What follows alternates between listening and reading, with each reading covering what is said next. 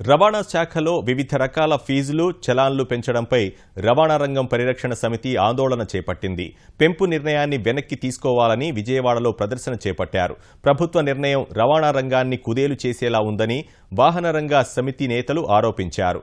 వాహనం finance endorsement fee 100 రూపాయల నుంచి 3000 రూపాయలకు పెంచడం, ఏదైనా కారణంతో ఫిట్నెస్ చేయించుకోవడం ఆలస్యమైతే రోజుకు 50 రూపాయల జరిమానా విధించడం సరికాదన్నారు.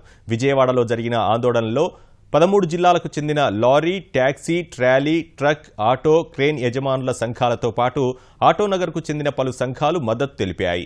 బెంచ్ సర్కిల్ నుంచి ఆర్టీసీ బస్టాండ్ వరకు ప్రదర్శన నిర్వహించేందుకు ప్రయత్నించగా పోలీసులు అడ్డుకున్నారు. అనంతరం బెంచ్ సర్కిల్ వద్దే బైఠాయించి ఆందోళన చేపట్టారు. తమ డిమాండ్లు పరిష్కరించాలని నినాదాలు చేశారు. ఇన్సూరెన్స్ అయ్యి కూడా 1140 రూపాయలు ఉన్న ఇన్సూరెన్స్ ఈ రోజున 30,000 రూపాయలకి మరి పెరిగింది. ఇన్ని సమస్యల మీద ఉంటే మరి ఇప్పుడు ఈ రోజున ఈ చలానాలు పెంచడం చాలా ఇబ్బంది.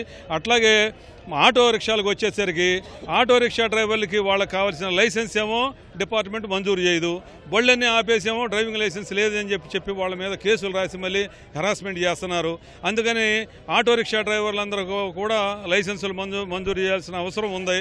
కాబట్టి వెంటనే కేంద్ర రాష్ట్ర ప్రభుత్వాలు ఈ సమస్యల మీద వెంటనే స్పందించి వెంటనే ఇది కానీ తగ్గించకపోతే ఈ భవిష్యత్తులో ఈ ఉద్యమాన్ని ఉధృతం చేస్తామని చెప్పి నేను రాష్ట్ర ప్రభుత్వానికి విజ్ఞప్తి చేస్తున్నాను.